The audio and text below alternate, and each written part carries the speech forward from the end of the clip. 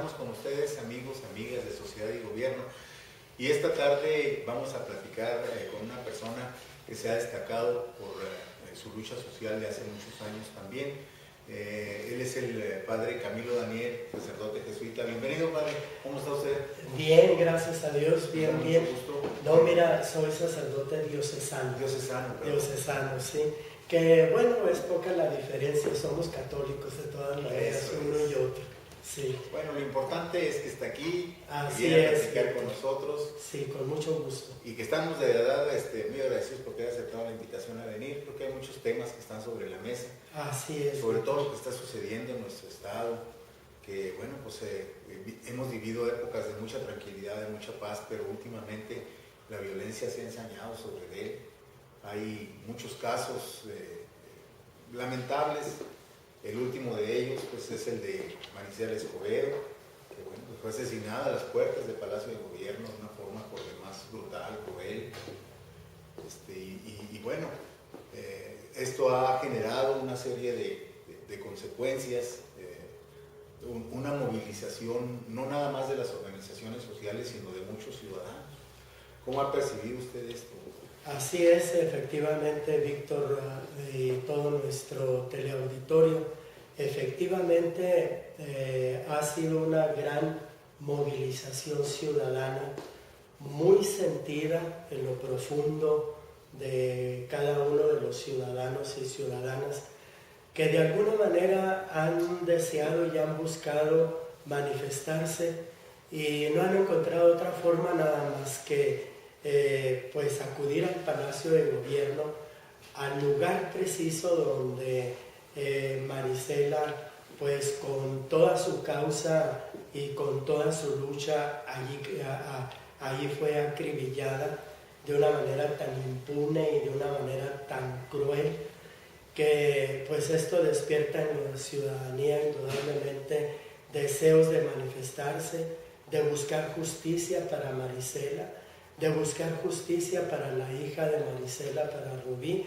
pero ellos vienen siendo ya como un signo, como un emblema de la búsqueda de esa justicia para tantísima gente que actualmente no encuentra la justicia por la corrupción y por la impunidad tan graves que se dan en los ámbitos políticos, en los ámbitos de las instituciones gubernamentales.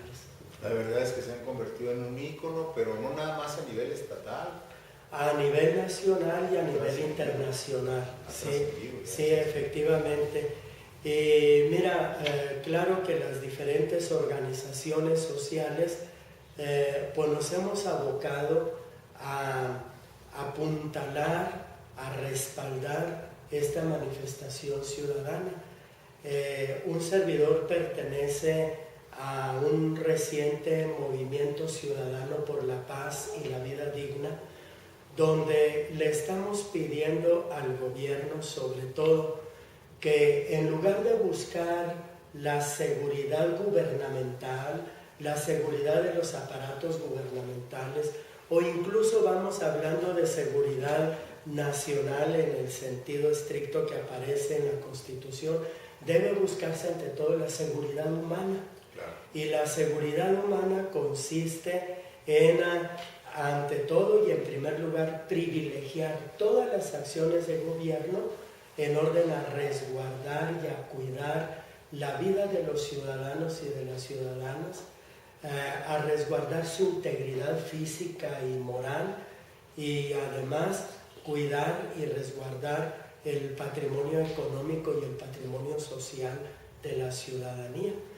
De veras nos impacta sobremanera que el gobierno porque ha sido una declaración de guerra en toda la extensión de la palabra contra la delincuencia organizada, contra el narcotráfico, nos impacta mucho que el gobierno piense en que el acribillamiento de los narcos sea un triunfo y el acribillamiento de tanta gente inocente sean simples daños colaterales.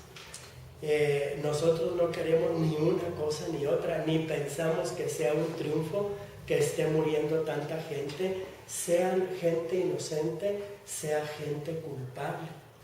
Lo que queremos precisamente es que el gobierno se dé cuenta que ante todo y en primer lugar, y debe de tener conciencia de que lo más importante que él tiene que resguardar es la vida de todos. Ese es un ángulo bien importante que no se ha tocado. No se ha tocado suficientemente. Creo que es un ángulo pues que la misma prensa no lo ha difundido, ¿no? El valorar la vida ante cualquier otra cosa. El valorar la vida como el derecho primordial, fundamental de todo ser humano, así como también los demás consecuentes valores fundamentales de la persona para que pueda vivir dignamente. Sí, porque ahora vemos en la prensa el titular, acribillaron a fulanito de tal que era líder de tal banda, y la gente se regocija de eso. Vamos perdiendo sensibilidad, vamos deshumanizándonos. Y efectivamente, seguridad humana es ante todo humanizar. Es ante todo humanizar las acciones del gobierno, es ante todo proceder con una ética, ¿verdad? Con una ética social, con una ética que ampare y que resguarde en primer lugar la dignidad de la persona humana, y que la seguridad no va a consistir en que tengamos más policías y que tengamos más militares y que haya más enfrentamientos en la calle, sino que la seguridad realmente va a consistir cuando los satisfactores más elementales para llevar una vida digna estén suficientemente satisfechos. Allí tendrá que entrar mucho la cuestión del empleo, la cuestión de la educación también. Fíjate que hemos perdido mucho el aspecto de la educación para la paz, simple y sencillamente.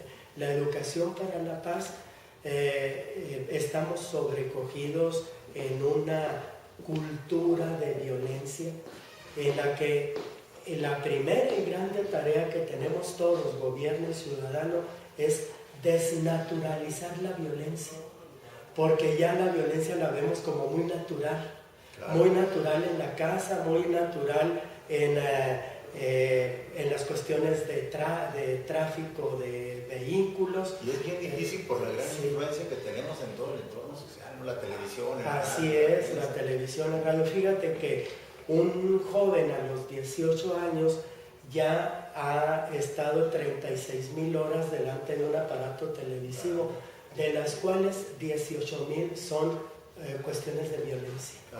Entonces, naturalmente, claro que esto, la violencia no es nada más la violencia delincuencial, sino la violencia intrafamiliar que tenemos, la violencia que se suscita en las calles, pero también, desafortunadamente, tenemos que padecer una violencia institucional y estructural por parte del mismo Estado, porque las cuestiones económicas, fíjate, las estructuras económicas privilegian más al dinero, privilegian más a las inversiones que las situaciones de pobreza, de marginación, de necesidades mismas de la ciudadanía. Debería ser al revés, ¿verdad? Pero bueno, por ello decían los obispos en un documento, obispos latinoamericanos en un documento de Aparecida,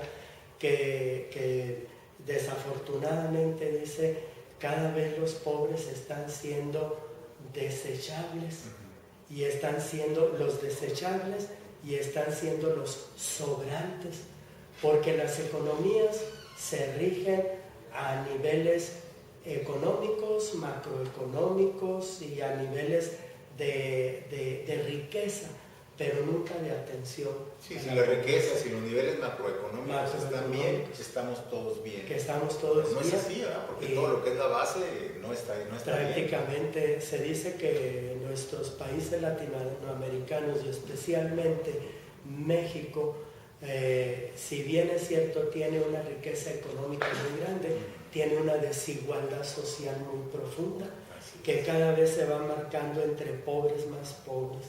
Así es, y sí. Todo esto es resultado de un proyecto. De un proyecto. Y eso es violencia. Eso es violencia. Esas son situaciones de violencia. Entonces, esto hacia allá es donde tendría que ir focalizado y que ir dirigida toda la atención del gobierno, más que en estos zafarranchos, ¿verdad? En los que, si bien es cierto que hay que atacar la delincuencia, hay estrategias que tal vez el gobierno no las ha utilizado suficientemente. Muchas veces los grandes analistas políticos y sociales han comentado que es muy importante actuar con inteligencia, ¿verdad? Más labores de inteligencia y más focalizados hacia la delincuencia, hacia las situaciones más álgidas, donde está el problema nodal de la delincuencia. Y también algo que el gobierno no ha hecho suficientemente es la detención de la proliferación de armas en nuestras comunidades.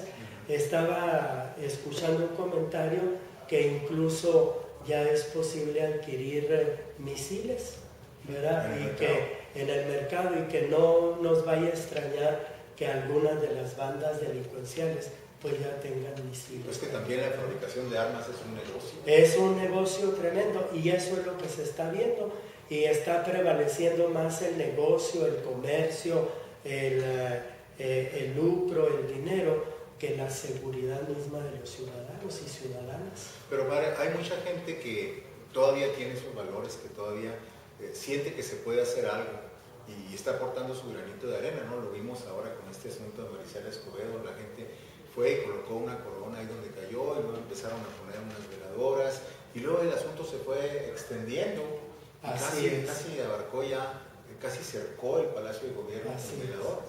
Y creo que el jueves algunas de esas veladoras desaparecieron misteriosamente. Curiosamente andaba por ahí en la mañana y me encontré a algunos compañeros ahí de organizaciones y me decían, es que ya íbamos hasta allá, y se veía la acera ahí donde habían quitado las veladoras, y luego preguntando con algunos conocidos, sí, fue una persona con tal característica que vino y las quitó y salió del gobierno, y bueno, aparentemente fue el propio gobierno el que retiró esas veladoras. Pero luego la misma gente vuelve a acudir y vuelve a poner otras veladoras. Así es.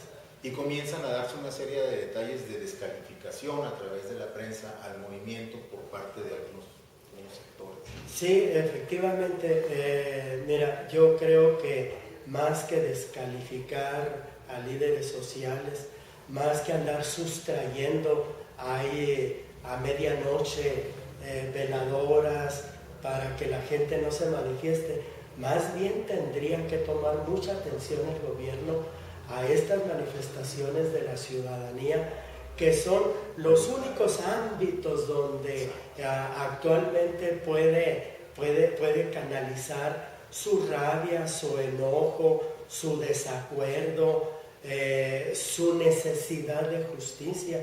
Y esto es muy grave, querer detener ese movimiento ciudadano tan pacífico y tan emblemático como el que se tiene actualmente. Y luego me llama mucho la atención las declaraciones que hacen hoy en la mañana, en el sentido de que solicitan que se les deje la puerta de acceso al Palacio de Gobierno sin veladoras. Y un comentario de los reporteros que estaban por ahí decían, no, lo que pasa es que imagínate si el gobernador del estado llega y tiene que brincar las veladoras y en ese momento le toman una foto, esa foto va a dar la vuelta al mundo. Sí, yo creo que por allí hay algo de eso. Aparte, también es un poco irónico esto que está pidiendo el gobierno, porque por una parte no está brindando la seguridad ciudadana que necesitamos, y por otra parte él que está pidiendo que le dejen la cancha libre para su propia seguridad. Así es. Y entonces nosotros como ciudadanos dijimos, muy bien, pues vamos a dejar libre esa parte para que el gobierno pueda libremente entrar y salir y no vaya